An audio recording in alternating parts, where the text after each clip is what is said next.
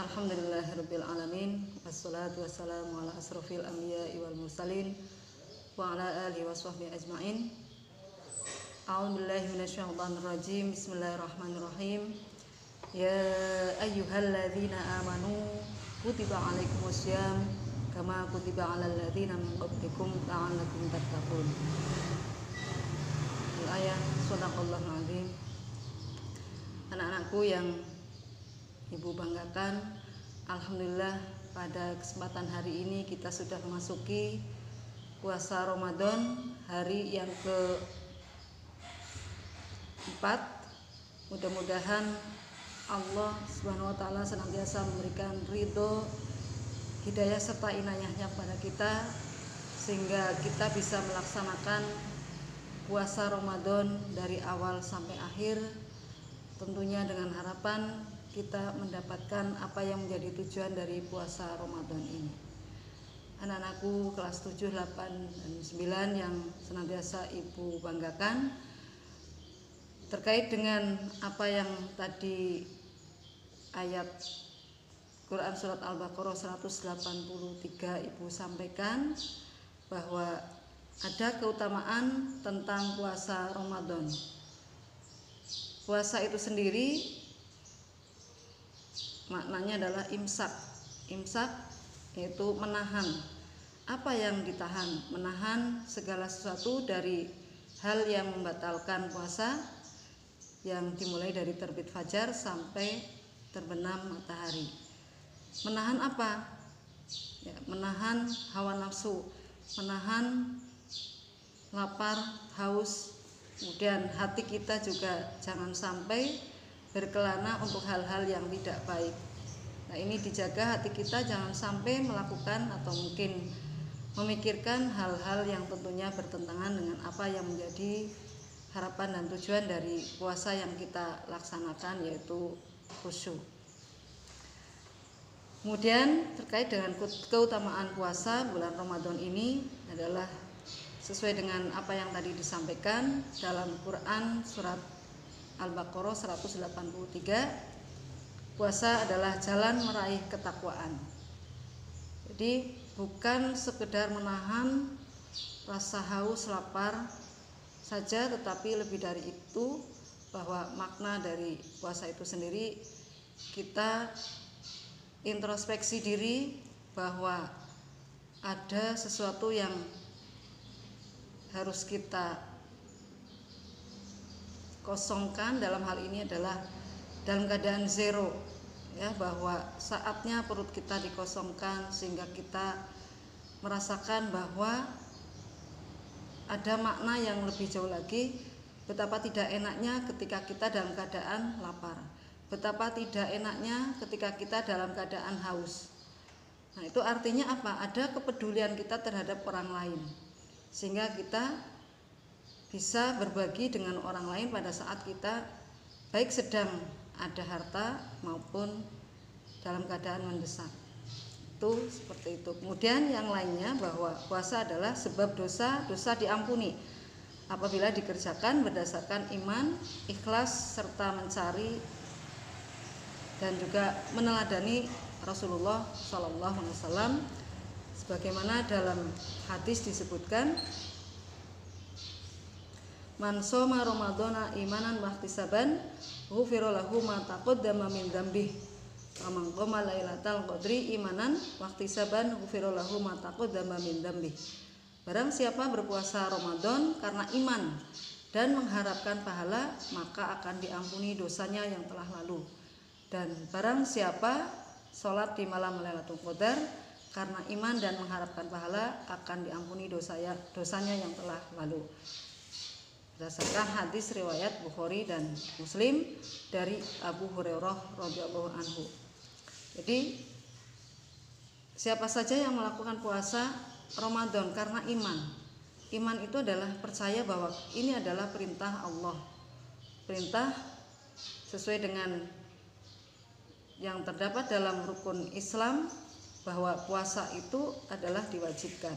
Sebagaimana yang tadi disebutkan dalam Quran Surat Al-Baqarah 183, yang merupakan dasar diwajibkannya melaksanakan puasa Ramadan. Nah, siapa saja yang beriman? Nah, kita sebagai seorang mukmin, apalagi dalam seruannya ya ayyuhalladzina amanu, itu adalah seruan untuk orang-orang beriman untuk melaksanakan apa? Melaksanakan apa yang menjadi kewajiban kita di bulan Ramadan ini, yaitu melaksanakan puasa Ramadan. Jadi barang siapa berpuasa Ramadan karena iman dan mengharapkan pahala, maka akan diampuni dosanya yang telah lalu.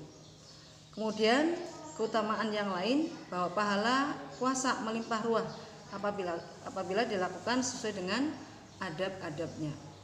Ada adab-adabnya, ada hal yang menjadi rukun, kemudian syarat wajib puasa, syarat sahnya puasa, kemudian ada juga yang membatalkannya. Kita ikuti kaidah-kaidah atau kaifiat dalam melaksanakan puasa itu. Insya Allah ketika kita benar-benar melaksanakan sesuai dengan kaifiat puasa, ya mudah-mudahan Allah akan senantiasa memberikan pahala untuk kita. Kemudian puasa adalah perisai dari perbuatan yang haram. Dalam hadis disebutkan bahwa setiap amalan anak Adam akan dilipat gandakan satu kebaikan, dibalas 10 sampai 700 kali lipat. Nah, ini juga merupakan bahwa pahalanya itu melimpah ruah. Kemudian juga dalam hadis yang lain disebutkan puasa adalah perisai yang dengannya seorang hamba membentengi diri dari api neraka, dan puasa itu untukku, akulah yang akan membalasnya. Kalau kita bicara tentang puasa, ada hadis qudsi yang disampaikan bahwa puasa itu adalah untukku, hanya orang yang berpuasa dan hanya aku sajalah yang tahu. Artinya ketika kita berpuasa, mohon maaf ya, sekarang banyak ketika seseorang melakukan ibadah itu distatuskan di Facebook atau di media sosial yang lain. Ya seperti itu, apakah kita untuk memotivasi orang lain, apa niatnya untuk ria, memberitahu kepada orang lain biar orang lain itu tahu bahwa oh si A itu ternyata ahli puasa, oh si A itu adalah ahli ibadah, oh si A itu adalah, apakah seperti itu? Mudah-mudahan itu semua adalah bukan karena niatnya itu, tetapi semata-mata karena ya, lillahi ta'ala.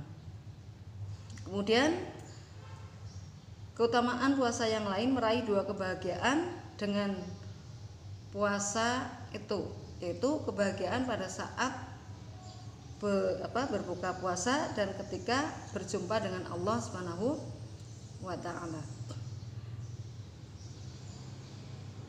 Disebutkan bahwa amalan puasa dan membaca Al-Quran akan memberi syafaat, artinya memberikan pertolongan bagi seorang hamba di hari kiamat. Amalan puasa berkata, wahai Rob, aku telah menahannya dari makan dan syahwat di siang hari, maka izinkanlah aku memberi syafaat. Dan ini juga bagian dari kebahagiaan itu, ketika bahwa puasa itu ya, dengan berpuasa itu Allah akan menjumpainya ya.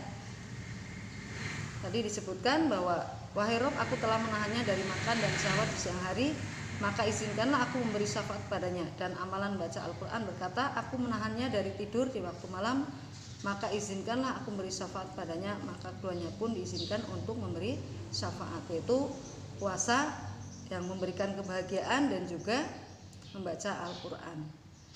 Kemudian yang lainnya, bahwa masuk surga dari pintu khusus bernama Ar-Royan, itu adalah bagi orang yang berpuasa. Sungguh di surga ada sebuah pintu yang disebut Ar-Royan, yang akan dimasuki di hari kiamat oleh orang-orang yang berpuasa. Tidak ada seorang pun yang bisa masuk selain dari mereka. Artinya siapapun yang rajin melaksanakan ibadah puasa, maka janji Allah adalah dengan masuk melalui pintu Ar-Royan. Kemudian ya, dikatakan pada hari kiamat, mana orang-orang yang berpuasa, maka mereka pun bangkit untuk masuk surga melalui pintu Ar-Royan. Tidak ada seorang pun yang bisa masuk darinya selain mereka. Apabila mereka telah masuk pintu tersebut, kemudian ditutup, maka tidak seorang pun bisa masuk darinya berdasarkan hadis riwayat Bukhari dan Muslim. Kemudian doa keutamaan orang berpuasa adalah doa orang berpuasa tidak akan ditolak. Sebagaimana sabda Rasulullah SAW, ada 3 doa yang tidak akan ditolak, yaitu doa orang tua. Nah, ini terutama ibu ya, bagaimana dahsyatnya doa seorang ibu pada anak-anaknya.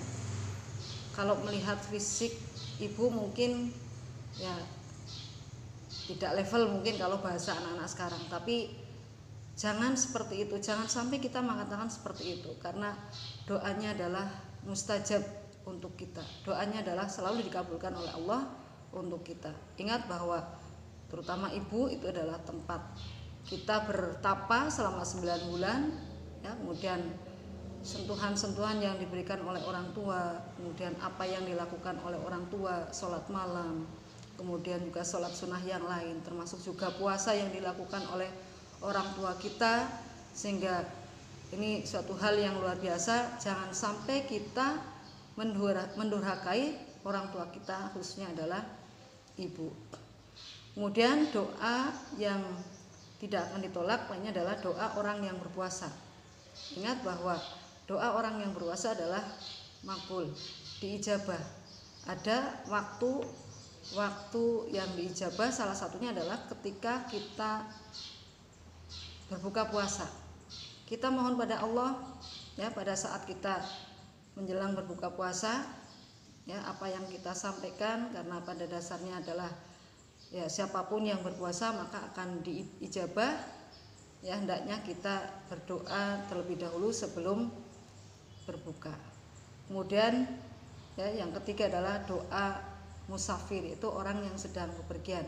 Orang yang sedang bepergian di sini maksudnya adalah bepergian yang bukan karena maksiat ya, barangkali ketika ada yang silaturahmi kemana, kita titip doa, mohon didoakan. Pada saat ada orang yang kita tahu sedang musafir, sampaikan bahwa kita mohon didoakan. Supaya apa? Ya tentunya apa yang kita harapkan dari doa yang disampaikan itu.